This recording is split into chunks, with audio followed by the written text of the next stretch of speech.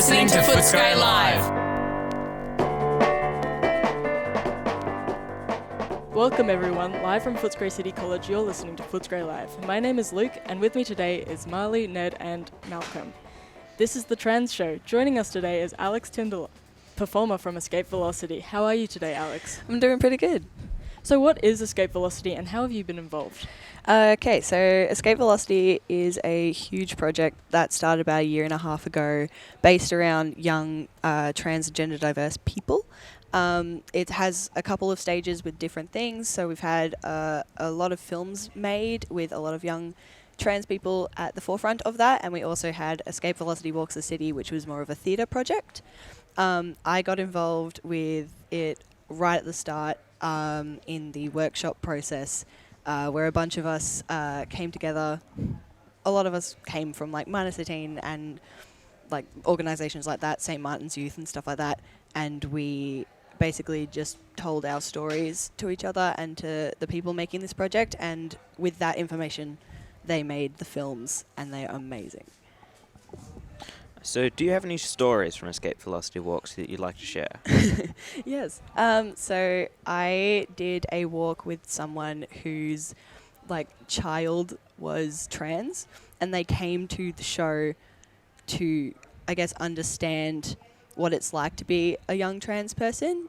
And it was so sweet hearing them like really connect with what we were saying about like transphobia in public spaces and how we felt uncomfortable a lot of the time walking around, and they didn't realize that that was what their kid was going through, and it really opened their eyes to how they can like best help their child, and it was really cool being a part of that journey for them. So, Escape Velocity focuses on how it is to be trans in public spaces. Have you experienced transphobia and discomfort in public spaces? Yeah, unfortunately. I've had a lot of people in bathrooms say that I'm in the wrong bathroom and laugh and snigger at me quite overtly, which is really rude. And it's made me feel quite out of, I guess, humanity. Like, it's made me feel like I'm an other and that I wasn't a real person that deserved human decency. But there's also a lot of people staring at you in the streets, especially because I have coloured hair. I'm kind of like a beacon. It's a good time when you are with friends because you're expressing yourself, but when you're by yourself and you have like a trans pin on, or you're wearing a level of vulnerability. Yeah, there's a level of vulnerability there, and it can get quite scary.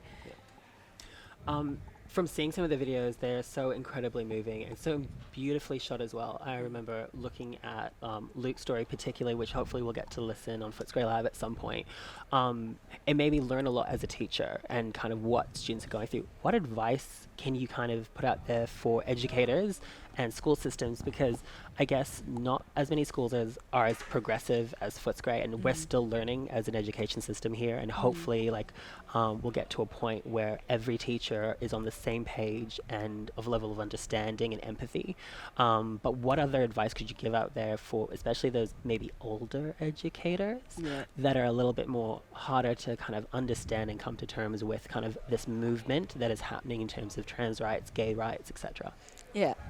So I guess for the school system side of things, you're in the business of teaching kids because you want to be that person who like enlightens a kid about what they are passionate about. You're there to teach them and make them the best person that they can be. And if they come to you saying that they're trans and you say something transphobic, or you're like, you just shut off from them, that is the opposite of what you were here to do. Of course, like, yeah. From a purely selfish kind of perspective, you're not doing the job that you want to do if you are being discriminatory to your students. So if you really are passionate about what you're doing and you're here for the one reason of like, you want to teach kids because this is what you want to do for the rest of your life, then if you do something discriminatory, you're really just you're hurting your own. Yeah, and you hear these stories at schools, and it's about creating a safe space, and the educators are kind of being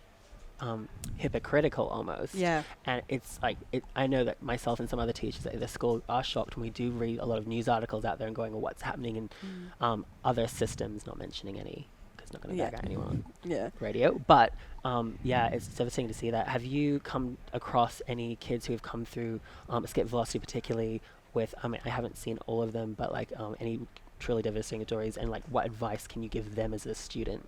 I guess as a student, being able to tell someone that you're feeling this way, or that like you're feeling uncomfortable with the way that people are treating you, or that you are questioning your gender and you don't know what to do.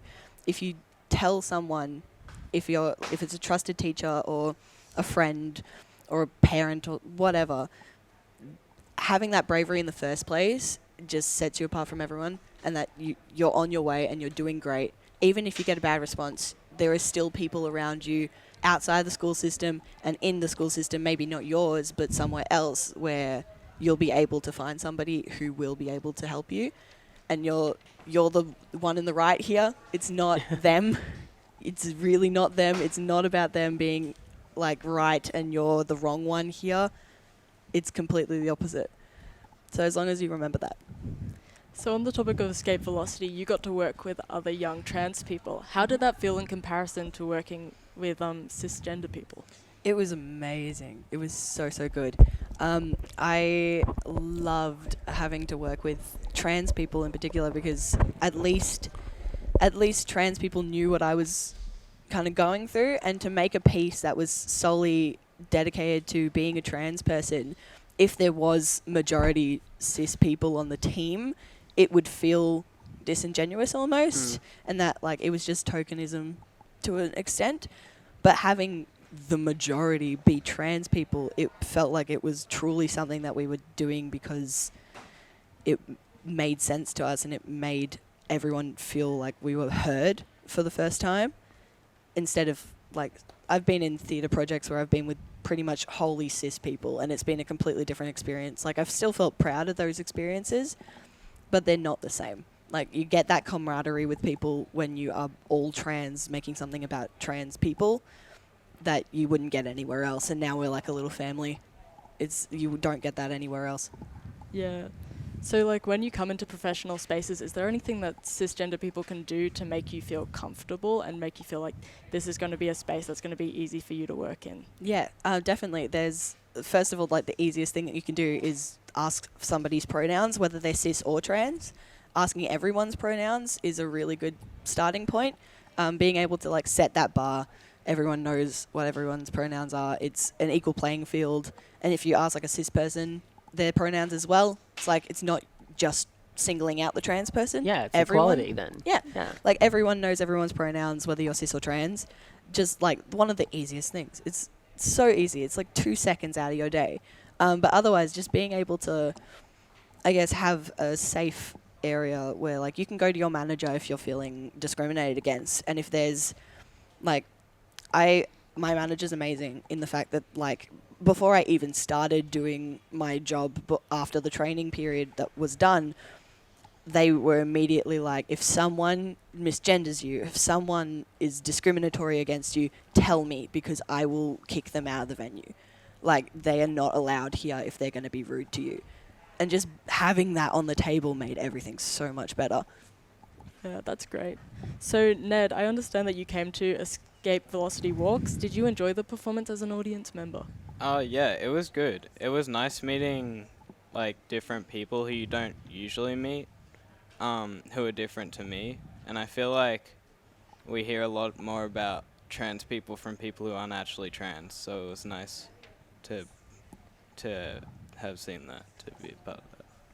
Coming back to you, Alex, do you think that there would be so much criticism in the Australian media if all these people writing these awful kind of articles about trans youth would actually come to our performances, come to our groups and talk to us?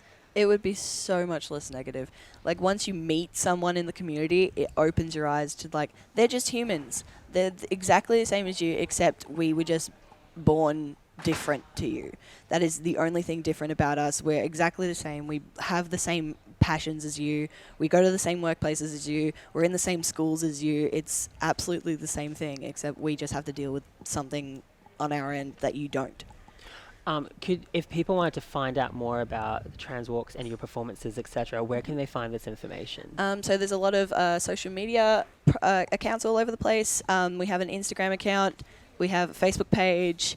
I'm pretty sure that is it, but if there's not, And I'll it's tell under Luke. Escape Velocity. Yeah, Awesome. it's either Escape Velocity or Escape Velocity Project. Sweet. But yeah, you can find everything there. Phase 3 is about to start in the new year. And where does that so, take place? What's the venue? We don't actually Okay. quite know yet. TBC. We're still making Phase 3 at the moment. And But would yeah. you publicize it to, say, schools to maybe even take younger years? Is there kind of a maturity level cutoff that you reckon in terms of like swearing or something? Or you think that it would be a really good educational experience to take, say, a class there or something to have a look? I reckon it would be really good for schools. Like there's no real maturity cutoff that we've established.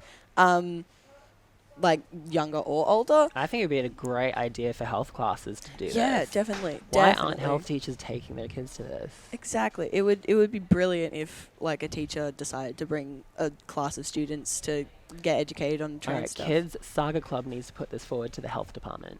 Yes. Go Great.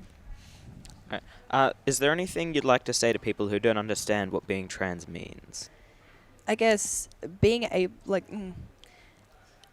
knowing that somebody else was born not in a different body to what they think they are, but that they just ended up discovering their gender in a different way to you. It's like everyone goes through puberty, everyone goes through trying to find themselves as a person in their teenage years. We just have to deal with it on gender as well. We don't just have to go through who do I like? Is there a girl in my class that I really fancy? We have to also figure out, am I a boy or a girl or neither or Yeah. both? Like we just have to deal with a little bit more, but it's pretty similar situations, just different ways of dealing with it. So sort of adding to Marley's question, is there any advice you'd like to give to trans youth struggling to feel safe in public spaces? Yeah.